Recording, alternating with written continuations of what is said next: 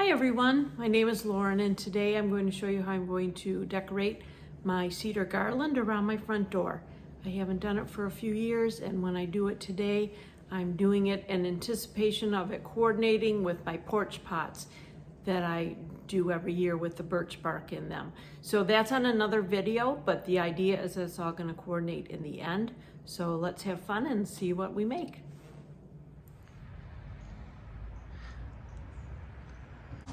The nails are up from a couple years ago. I haven't hung a garland here in a bit, but I'm going to hang the garland on these nails. If they need wires, I will add a wire there, and then we'll start decorating. I have my items laid out on the table, which I purchased for this project. Not sure that I'll use all of them, and I'll show a few that I know for sure I am not going to use this time around. Put them aside and maybe I'll use them for another project in the house or even another year. But when I go to the store, I like to have lots of options when I come home. I started with an all cedar roping, 25 feet. I have a single door with side lights on the other side, so it's kind of the perfect length to go around the door and have some puddle at the ground. You can cut off as much as you've liked. And then I've purchased this just to add a different texture, a little bit of glitter. I don't know if you can see it in the video, but just some different things. I will cut this garland apart when I put it into our outside garland, and that way I'll take the pieces out when I'm done and I can reuse them next year again. I've also included these glitter pine cones on the stick. Again, these will probably be cut up, put in different places. I'm doing it actually on the doorway. The garland's already been installed. If I were to do it in the house or even on a table, the 25 feet would just be too cumbersome to deal with. And I don't want that kind of mess in the house today. I only purchased a couple of these little gold balls here, which again, I will probably cut up. But just so you know, I might go back for more of these, so it won't be in the video, but I may decide to include some more. You can put as much or as little in your garland as you like. Everything is completely personal preference. These are 2 ribbons, which I may or may not use. I'm going to wait till the very end and decide if I want to put them in, but I just love the polka dots, and they're not they're not outdoor ribbon, but I think if the weather's not too bad this season and it is on a covered porch or fairly covered, that they should be okay probably for a couple years. And then I'll replace it after, and by then I might want a new style anyways. So here are 2 sprays that I've decided I probably won't use. Definitely the one with the red, though it's beautiful. It's just not the look I'm going through. Want it to go with my birch bark. I like the red, but I'm not always really a red person. So I'm going to try to stick more neutral and with a little bit of sparkle. The white one is beautiful, maybe in little pieces, or maybe it just ends up for another project in the house. I have some few other places where it would work very well also. I have these picks that have 2 balls on them each. Oh, I'm sorry, 3. So glittery, just a fun pop at the end, which I will probably include. And everything gets decided when we actually start putting things together. These large pine cones are about 10 inches long, so there'll be a big pop so that people can see things from the street too. Again, I won't go too crazy with the big items, but I will want to include them different colors, different sizes, different textures. So no matter what colors you're working with, just keep those things in mind to gather attention. This sprig of eucalyptus has no glitter on it at all, but still I think it will be good just for another texture in my greens. And we'll cut these up and place them around. I'm just going to use chenilles, which are basically pipe cleaners. The ones I have are green color, that kind of olivey green, so it definitely blends in, makes it easier to hide it, or if a little bit shows, it doesn't matter. Here's the tools that I will need for today's project: my chenilles, my wire cutter, and then in the end, I will maybe need scissors for the ribbon, and then that will be it. So lots of cutting. Sometimes the chenille, if I don't need the whole thing, I can just cut that in half. It cuts easily with the wire cutters, even scissors if you're not worried about keeping them super sharp. I'm going to pre-cut my 6-foot garland into pieces about 12 inches long, but I will also look for a good spot to cut it on the branch so that that end piece does not really show. We'll use these to hide some bare spots on the garland outside, and then to introduce the different texture and to introduce some sparkle. So I cut it just beyond where that little nub is. And it's okay if some are smaller. I bought 2 garlands, so we should have plenty to work with. And then the weather's not too bad today. It's in the 50s. Cold weather's coming this week, or colder. And a bunch of rain's coming tomorrow. So it's a good day to be outside doing this, but still I'm going to put my chenilles on here first, and then it's easier to attach it once I get outside. So I've cut my chenilles in half, and I'm going to take it, just wrap it around, give it a few twists. We want to keep it from blowing away if you get real windy day. And now it's all set. I can attach it to the garland once we get outside. I will do this with all of them. Okay, all our pieces of greens are chenilled, ready to go on. It's possible I'll still use that second piece, but I don't want to go overboard cutting until I'm sure of what we're going to use and how much I'm going to have on it. So I'll start putting them on, and I'll show you how to do that. So here are my pieces. I just take that chenille. Again, I always want to try to hide the workings that make your thing stick together out of sight if you can. So just put that on there. There's a big blank spot up here at the top, so I definitely want to cover that with one of these. It'll need other stuff later as well, but just put that around, secure it tightly in case of the wind. And we don't have any wind today, so we're okay. And we'll fill in with some other things as well. So I'll put a couple more up and then come back and show you how it's set. The sparkly cedar is now in all the places. I'm going to leave it like that. Like I told you, we can always add more at the end. Something will be done with the wreath at the end too. I haven't decided that part yet. Plenty of time for decisions. Here you can see our glitter pine cones, and I want to keep these a little bit bigger, so each stick is just going to be cut in 2. And these are wired, so know that once we put them on there, you know, we can bend them and make them stick out at will. Gives it an interesting look. Our green chenilles are not going to be able to be hidden on this gold, but we will deal with that outside and try to cover it with the greens. I need some stronger hands for cutting those thick wires. So now our gold glitter pine cones are all set. They're all chenilled. I already have a pile outside for putting out there, so just resting on the wreath, and we're good to go. Glitter's gonna be everywhere. It's probably gonna be on my face, and it'll be sparkling for the next couple days till I can get it off. But it just adds a little pop. Be able to see it from the street as well as close up, and when it's at nighttime with the lights on it, it's going to look really pretty. So I'm going to add my first glitter gold pine cone. I'm going to put a little bit under the other one, kind of an extension of what we've already put up, and get that twisted. Just make sure it's secure. Grab another and put that. We got this big blank spot still up here, so let's make sure that's in the screen.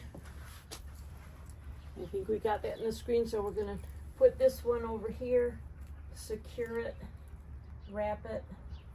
Some of these I have a step ladder that I'll step on to get up there, and we can bend them, let it stick out a little bit more.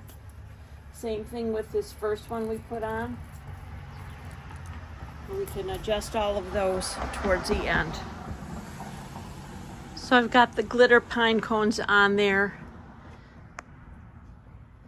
They're looking really pretty, nice and loose. I made them stick out a bit. I could adjust them more again later. Got them all the way going up to the top and across. I'll probably put the big pine cones centered up there, a couple of them. So, and I've not gone all the way down below where the pot sets because no one's going to see that as well. When I light it, I will make sure that the light is showing from the inside of the house too. It's subtle, but you can see it when you're inside the foyer. Next, I'm going to hang the pine cones. They're very large. I think once I get them up there, it'll kind of help me decide how much more decorations I want and how much ribbon and where that placement will go. So with these, I'm going to use 2 chenilles, crisscross them at the top, probably about 1.5 inches, and then give it a twist. I always twist it at least 5 or 6 times. Didn't really count because I was talking at the same time, but that is nice and strong. Then get that to be a single like this, and now I will wrap this around the base of my pine cone. So what I'll attempt to do is feed that through some of those little, I don't even know what you call them, it's not a leaf, but kind of like that, around at the base of the pine cone. I got a little stem, so again I'm gonna twist it. So the idea is we don't want this, no matter what the weather is or somebody knocks into it, to fall off. I always twist my chenilles together like this when I'm putting a greenery on a banister as well. That way you know it's not gonna fall off. So a good 5, 6 twists, you know it's tight, and then you can attach your greenery. I've got 1 pine cone hanging from the center under the keystone. I'm going to place another for sure, and then decide whether I'm going to do a ribbon for the bow. I have some very tall family members, so I might need to make that come up and not be hanging down quite as much. You didn't need to watch me struggle up and down the step ladder, so I'm just hanging it up. It's got that long chenille on there and wrapped it, and again, just go all the way to the back.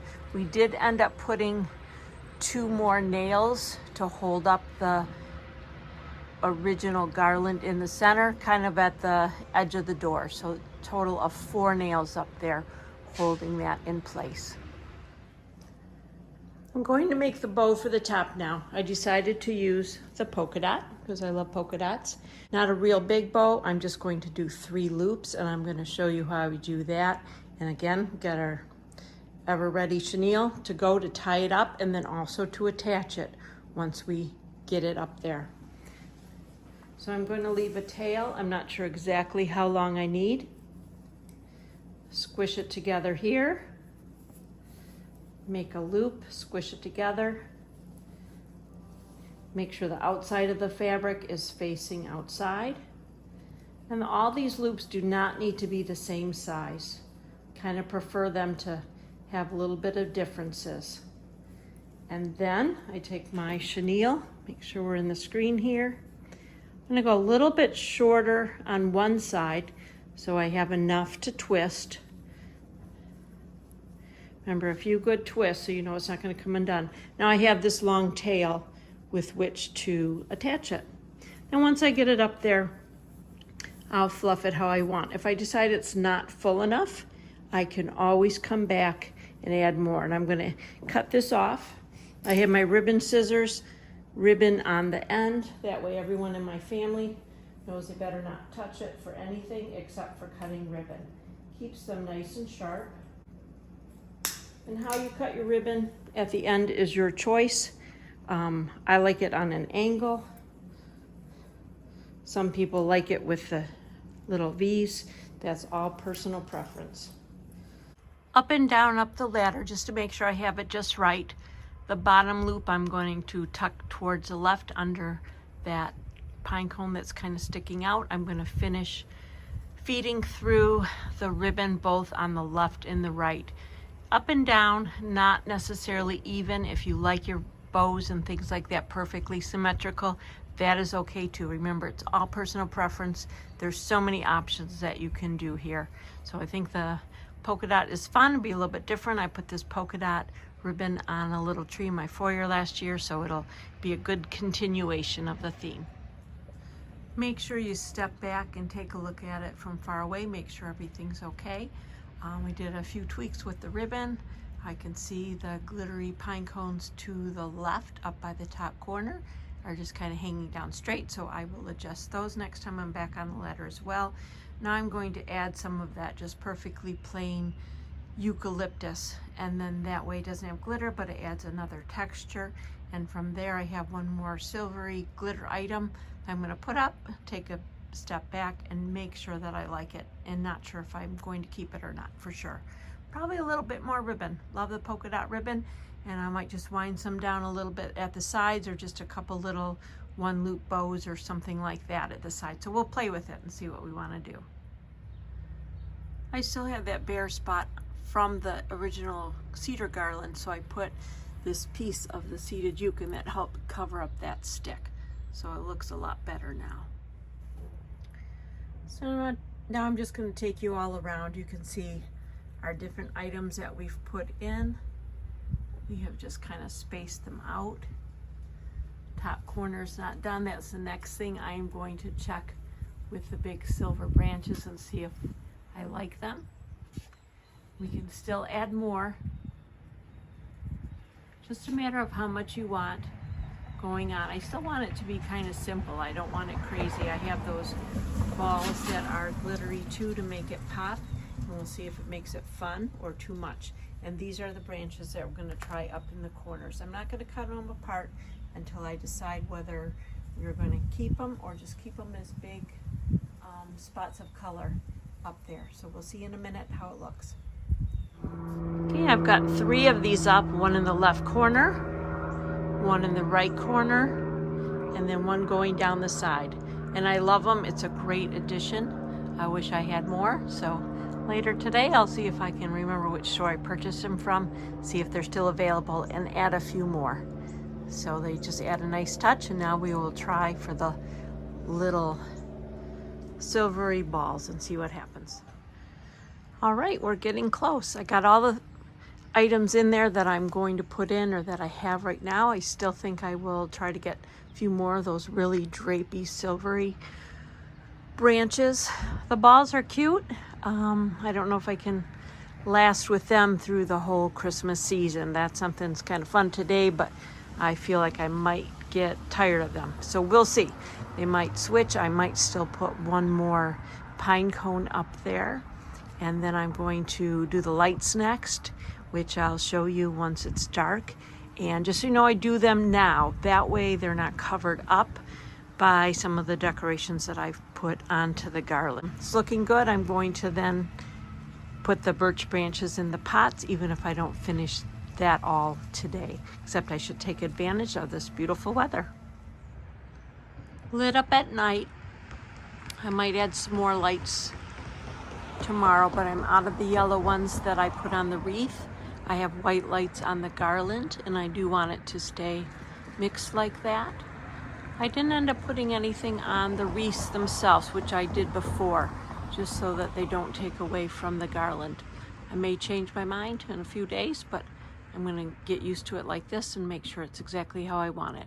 So have fun creating. I can't wait to see what you make. Thanks for joining me today. Hope you got some ideas and some helpful hints of what to do, and hope you had fun and you're ready to put your ideas to work. I can't wait to see them.